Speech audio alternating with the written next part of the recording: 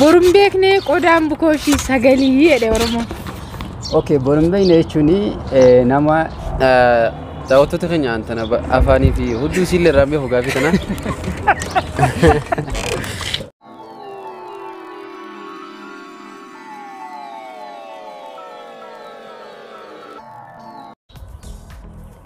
Ashama arkafune ordofto tarahetu vitifi arganne tuvi bakka jirtan hundumatu nageenyi sinifa baay'eetu har'a kunoo kam keessummoota laman qaba keessummoonni kiyyas maartuubi fi WF jaalala kunoo na bira jiru mee har'a nu hundumtu ijoollee Oromooti Oromoodha kanaafu waan barbaadde fidi woo barbaadde samii illee gadi buusi nu gaafadhu si deebisna waan naan jedhaniif natti dhaadachaa turani meeqa namni ka waan dhaadate san dhaadannoo san galmaan ga'uu hin dadhabu kanaafuu kaarra gaafii isaanii qopheesseera gaafiin kiyyas gaafii mammaaksota Oromoo yookiin jecha dachaa jedhama sanii kanaaf ka kara dargaggoowwan kanaatitti deema dargaggoowwan kuni ka maqaa isaanii haa ibsanii meeqa kunoo kara waf jaalalaatitti isin dabarsaa jechuudha. السلام عليكم ورحمة الله وبركاته. خويمتو تافي دعوتو تكيني هندا تنمتي خيسنو غلطو ما جنين جنا وانو دعوتني. عن مكان خير from سب دلاتين جامع أبا channel WF جالاتي أسمان هنگا غافي راهلين ولت ديبلوتي نجاتين سنجا. جامع مارتو بيتي سندا ورسا. السلام عليكم ورحمة الله وبركاته. دعوتو تكيني هندا خيسنو غافي مغافتني بسنيف. Kopi gaari sana deebisuudhaaf akkasumas gaafichi illee waa'ee makmaasaa irratti kan nu dhiyeessee Raahel Tuubii fi Argannee Tuubiidha. Akkasumattis gaafii sanatti deebisuudhaaf qophii guddaadhaan argamnee jirra. Okay, daawwattoota keenya amma karaa Raahel karaa gaafiitti deemti gaafiin kiyyas gaafii mammaaksota Oromoo kana ka sorgof soko ta'uu danda'a yookiin immoo kana ka ciroo hirkataa fi ciroof danda'a ta'uu danda'a waan ta'eef kanaaf amma gaafiin kan dhiyaatu dura firoomsarraa eegala gaafiin kiyyas mammaaksa saninni jechaan naa deebisaa jechuudha firoomsa ka amma mammaaksanan si gaafadha ati immoo jechaan hin hiikta agarte mammaaksi Oromoo kara mammaaksa akka barbaadetti hiikkata namni jechuudha mush direct gaafii tokko naa deebista meeqa haadha laarii intala fuudhii yoo jedhe Oromoo maal jechuu isaati galatoomi haadha laarii intala fuudhii jechuun fakkeenyaaf akka aadaa teenyatti haati san haadha sababni ilaaltuuf yoo haati san yookaan jalloo yookaan immoo nama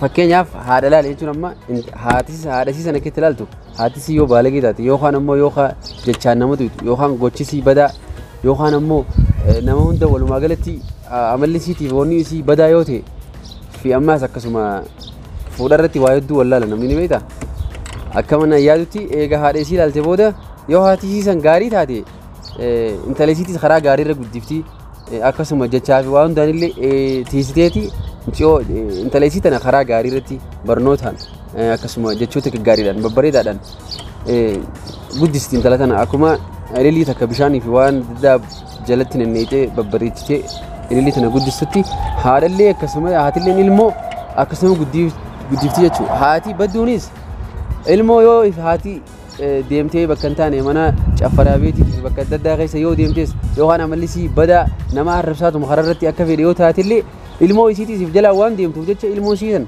irraa dhaggeeffachaa deemti ammaas gocha waan isiin godhaa deemtu kanaas irraa barachaa deemti jechuudha sababa saniifuu haati ilmoo san balleessaa waan dhuftuuf jecha ati ilmoo san osoo hin fuune haadha san waan beektuuf jecha ilmoo isiisan ni dhiiftaa jechuudha ta haati gaariin ammoo ilmoo gaarii irratti guddisaa dhufte tana waan haadha isiitis beektuuf ilmoon tunilleen fakkeenyaaf yoo nangaa badaa ta'ee mucoo tana eegumaan an fuudhine heerumtee yoo amala kiyya badaa kana barattee baddi malee haadha gaarii bira yoo turte amalli isiitis wanni gochi isiitiif wanni hundinuu gaariidha jedhamti jechuudha akkaan yaadutti deebisaan kiyya kana fakkaata. Okay, daawwattoota keenya firoomsan deebii gahaa nu deebisee sababni isaatis maalinni haadha safuu fi aadaa beekturraa intala fuudhanii intallee akkasumatti nama aadaa qabuu fi nama kabaja qabu taati jechuudha Kanaafuu kammoo ammoo karaa Usmaanittiin isin deebisaa yookiin karaa Maartuu bititti isa samma gaafii tokkoon gaafadhaa jechuudha. Meeqa Usmaan ammasiifis gaafii wal fakkaataadhuma innis mammaaksa. Mee boruun beekneen qodaan bukooshii sagalii jechuun mee maal jechuudha naa hiikime. Boruun beekne qodaan bukooshii sagalii. garuu gaafiin kun baay'ee natti ulfaata. Edee Oromoodhaan jennee jirra nu gaafadhatanii dhaadattani. Kanaaf kun Raahel gaafii isinii gabaabumatti isinii fidde kaa. Boruun beekneen jechuun akka yaada tokkotti garuu maqaan sun naaf haaraadha. Hanga dandeecha marakoo qaba hanga dandeecha yaadi ani deebii nan deebisaa jechuudha. Makmaaksa yoo haaree ta'e illee ati makmaaksuma kana yaadatti kenni. Yaadatti kenni. Deebisaa isaa akka yaani akkasii galetti maaliif seete mammaaksi karaa baay'eedhaan laaltaa jechuudha. Karaa baay'eedhaan hiikkattaati. Namni tokko mammaaksa yoo hiikkatu karaa baay'eedhaan hiikkata. Okay. Boruun beekne maal jette? Boruun beekne qodaan bukooshii sagalii jedhe Oromoon. Okay, boruun beekne jechuun nama jireenya isaa keessatti boruuf maal akka jiraatu, boruuf akkamitti akka jiraatu kaayyoo hin qabne jechuudha. Boruun beekne jechuun qodaa sagalitti bukeessiti jechuun akka naannawaa keenyatti qodaa jechuun meeshaa jechuudha. Meeshaa jechuun immoo wantoota nyaata sana irratti godhamu yookiin waan sana keessatti bukeeffamu jechuudha. Sagalitti bukeessiti jechuun immoo waan akkaataa ittiin bukeessitu waan hin beekneef kana keessattis cuubbattee sanattis cuubbattee sanattis cuubbattee bukeessiti jechuudha. Akka yaada kiyyaatti. Garuu sirriitti bal'isee ibsuuf immoo egaa makmaa isa kun beektaa seeraa feera isaa yoo guuttadhee hin deebisne akka seera afaan Oromootti sitti gaafatama. Rakkoon qabu maaliif daawwattoonni keenyarree yaada irratti kennu anillee deebii gaafam deebisaa namni mammaaksa tokko akka barbaaddetti hiikkatta siigalee amma adeemsisaa garuu gabaabaa isaa san deebisuu si dhibe malee yaadni isaa siigaleera. Kanaaf kaa boruun beekne qodaan bukoo sagal jechuun nama qusannaan beekne jechuudha siigalee.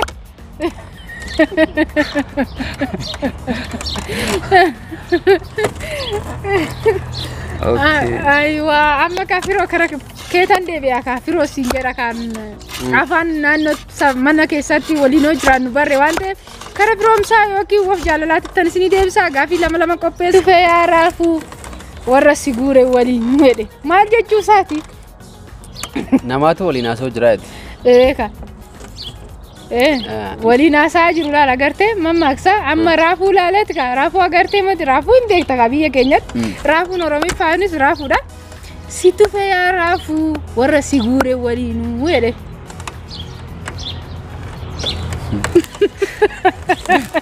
Oromoon dhaqaadhaa hin deebisne tani matire kunoo kanaaf kan warra dhaadote hundaaf raakan daawwattoonni keenya kan guutuu daawwattoota hordoftoota kiyya hundumaa fuudhee mammaksattuu baacattuu isin dhiyeessuudhaaf qophaa'aadha garuu itti qophaa'aa isin hundumtuu jechuudha warra daawwattoota kiyyaatis.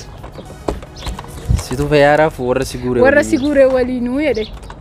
Inni nama waliin haasa'u jira yeroo sana. Fakkeenyaaf amma raafuu laala.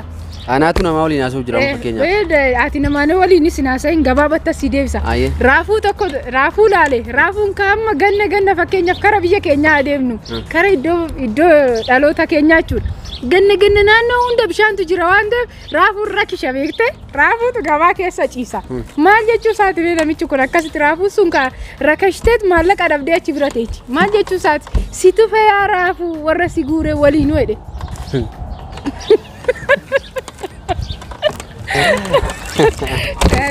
Firoomsan kaanumayyuu daawwattoota keenya kaarra kolfaan isinii dhiyaate Raahel akkatti dachii guutte. Kun amma tana. Ani daawwattoota keenya antana afaanii fi hudduu siillee irraa beeku gaafii tana. Situ fe'aa raafuu nama si guure waliinuu fakkeenyaaf akkana jechuun nama tokko akkaan isiniif ibsutti gaa akka isin isiniif ibsitu garuu xiyyaanadda ta'uu danda'a. Fakkeenyaaf waan rakkishe waan jibbite tokko yookaan immoo waan hin barbaanne waan immoo walumaa galatti waan jibbite tokko jechuudha. waan jaalatte tokko amma fakkeenyaaf yoo nifi nama takka jaalatte dhukkuba namni san qabu waliin jaalataa yoo waan san jibbite illee dhukkuba sanii waliin jibbitaa jechuudha amma fakkeenyaaf nama tokko yoo jaalatte nama sarraafuudha yoo deemu jiraate fi ammas siquu feyaaraafuu nama siquu kon walumaa galatti alakkaan yaadatti jibbanne jechuun waan yaani waanuma sanii sumaa fi dalagaatiitillee waliin si jibbeetiin jira waan jaamu takkana fakkaata kanaafuu gaan beeku an karaa isiitiin isin dabarsan jirin jaa garuu akkanatti fakkaatetti isa gargaaruu hin danda'a. Hin danda'a. Homaa rakkoo qaba wal gargaaruu hin danda'amu wal gargaara. Yaaraafuu nama si guuree wajjin jechuun si guure si baadhee dhufe yoo baaste baasi yoo immoo gabaa baasuu baattes si darbeera jechuun natti fakkaata. Amma kanuma amatti irra deebiin keessan maal jechuu isaa ture namichi situ fee raafuu warra si guure machi wanni raafuun kun agartee duraanuu rakka sheera kan namni irraa bee agartee iddoo hunda soo deemte isumatu argama raafuun amma ganna keessa rakiisha biyya keenyatti fidaniituma namni kaa rakiishaan bitataa fidaniituma akkasitti gadi guurat maal godha akkanatti guuree fidee birrii lama yookiin birrii takkatti irraa argata kanatti kaa situ fee raafuu nama si guure wajjiniinuu jedhe maaliif namni suni yaani agartee fakkeenyaaf kara kiyyatti yoo deemne jechuudha nama kwaalitii sadarkaa isaa namni tokko jechuudha sadarkaa isaatiin tarkaanfachuu qaba jechuudha kabaja isaatiin si galee hiriyyaallee yoo qabattu hiriyyaas karaa waliin deemtu jechuudha kara hiriyyaatitti yoo deemne si galee moti hiriyyaa adaba qabu hiriyyaa iddoo hannaatitti iddoo haraamaatitti hin hojjenne kara hiriyyaa keenyatitti yoo deemne hiriyyaa qaalii yookiin hiriyyaa adaba qabu wajjiniin deemuudha jechuudha hiriyyaa akkanaa jiru hiriyyaa akka shilabbee fi hiriyyaa iddoo feetetti hin kufnetti fudhannaa jechuudha si galee amma akkas kaa Raahel kun akkanatti kaa har'a jechoota dachaatiin miidiyaa irratti isin dhiyaatteerti meeqa hordoftoota tiyyaa amma si kaa gaafii tokko maartuu fidhaaf dhiyaataa firoomsaaf fixatee jira jechuudha gaafilee afuran isaaniif qopheesse amma kaa kara maartuu bittittiin deebi'aa jechuudha. Meeqa amma kara Usmaanittiin deebi'a Usmaan ka akkana jedha maal jette seete niititu ayii jette abbee nyaachaa bule gindoon jala bulaayi jetteedha. Gindoo yookiin leematoon jala bulaa jette leematoochiin guddaa itti nyaatasanii jechuudha duratti biyya keenyatti itti hodhaniiti isarra tirii kaa'anii tirii sanarratti biddeen nyaata isa ka abbee nyaachaa bulee leematoon jala bulaayi jetteedha. Leematoon sun maali? Leematoo jechuun kan nyaata irratti nyaatan nu amma xarapheezaa kana irratti nyaanna gizee kana jechuudha akka gizee keenya gizee durii akkoon kiyya duratti akaakilee kiyyaaf nyaata yeroo dhireessiti tirii isaanii fiddeet leematoo sanirra gooti leematoo jechuun kan harkaan hodhamu guddaa tokko gundoo jechuudha. Gundoos miti guddaadha malee akkanatti irratti nyaatamaa jechuudha leematoo jedhama. Kanaaf ka maal jechuu ishiiti abbee nyaachaa bule leematoon jala bulaayi jetteedhan.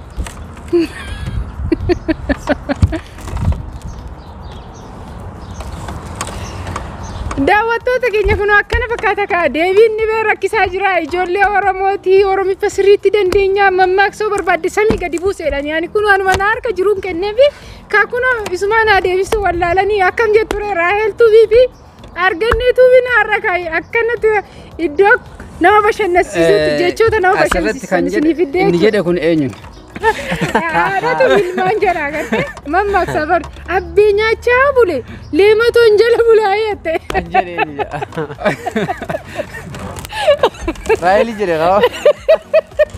Maal jechuudha amma hiika isaa hiiktu bar. Garuu kun baay'ee ulfaadhaadha. Aga tokko yoo hin danda'e ni mokkoraadha. Homaa rakkoo qabu yaaluu jechuun yaalanii dhabuu jechuun wadakka argachuu jedhama jedha Oromoo. Abbee yoo nyaataa bule leematoon jala bulaa jechuun garuu akkuma yaaddisin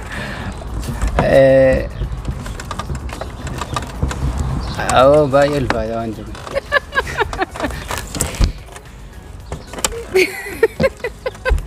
Itti kun illee baay'ee natti ulfaadhe. yaalii godhe qa. Abbee yoo nyaataa illee bulee leematoon jala bulaa jechuun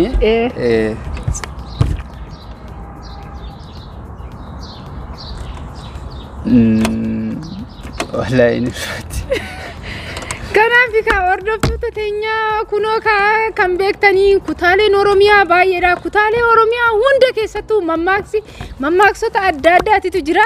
Kanaafi ka ulfaatatti soduun ta'in loqonni keenya akka naannoo keenyatti gargar baa garuu Oromoon ka loqoda ishii hundumaa ni dandeessi. Mammaaksoleen kuni ka iddoo hundattuu gargari abbee nyaachaa bulee gindoon jala bulaa jechuun abbeeyyummaadhuma san keessa yoo ta'e ani abbaa kee wajjin hiyyummaa kana waliin ta'a jechuudha. Gabaabatti yookiin immoo abbee maraataa yoo ta'e abbaadhuma keessanii waliin umurii koo guutuu maraachaa jiraadha jechuu ishiiti. Haati manaa ilma ishiitiin akkas jette jedhama. Kanaaf kunoo dargaggeeyyan keenya akka kunoo har'aa mammaaksa gaafatte Raaheli mammaaksa kara jechaatiin gaafatte gizee biraa immoo jechan kara mammaaksatiin isinii fiduus danda'a. Koomodiilee adda addaa wantoota adda addaa qabadheen isinii dhiyaadha. Kunoo ka har'a gaafii afuran dhiyeessee fi gaafii lama deebisanii haala isaan ittiin deebisanirree daayirektii ta'uus baatu yaalanii jiru hin beeku. Afaan Oromoo maal akka ta'e sirriitti beeku. Inna baay'ee agaloftomanii isiniin jenna ammas ka kunoo YouTube isaanii beeksifatanii ergaa qabanaa dabarsanii karaa waaf jaalalaatti isin deebisaa jechuudha. Tolee hordoftoota keenya galatooma akkuma gaaf deebii isiniif goonetti follow duraafis Raahel Tuubii fi arganiitu birratti waan adda addaa qopheessinee isiniif dhiyeessina. Asumaan galatoomaadhaan isiniin jedha anis chaanala kiyya WF jaalalaa dhiittanii subscribe akka gootan abdiin qabaa kanaafuu gama martuubitti isin dabarsinaa. Akkasumattis anis yaada ittiin dabalu tokko qubee afaan Oromoo kun yaadonni afaan Oromoo kun nuti illee baay'ee seenaa isaa gadi buunee illee hin qoranne garuu akkuma afaan Oromoo sila akka seera afaan Oromootti sila seera isaa guunnee deebisuu qabna tureyyuu fuulduraaf immoo akka jabaannuu fi akka jabaannee yaada kana ittiin beeknu nu godha. Kanarraan kanaaf immoo yaada Raahel Tuubii fi arganneen Tuubii yaada qabatee nu dhufuu ishiitiif baay'ee galateeffanna.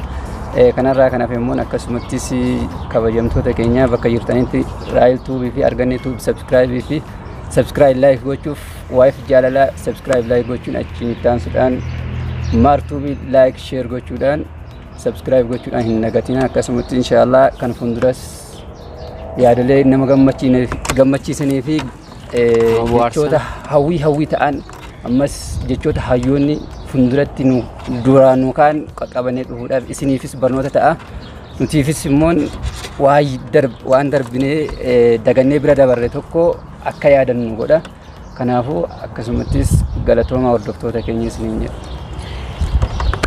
Okay, daawwattoota Raahel Tuubiitiif argannee Tuubii asitti kaa'uuf jaalalaatiif martuubiin as dhufanii gaafii kana kunoo iddoo qilleensi isaa baay'ee namatti tolu iddoo jireenya ofii nama irraanfachiisutti iddoo gaariitti dhufanii gaafilee kana narraa fudhachuu isaaniitiif na jajjabeessuu isaaniitis obboleeyyan kiyya hiriyoota kiyya baay'een isaan galateeffadha. Isinis daawwattootni kiyya bakka jirtan hundumattuu nageenyi isiniif haa baay'atu. Like subscribe share gochuu akka hin irraanfanne mammaaksolee biraatiin sorgossookoo kan akka ciroo of danda'a ciroo hirkataallee isiniif haffidaa.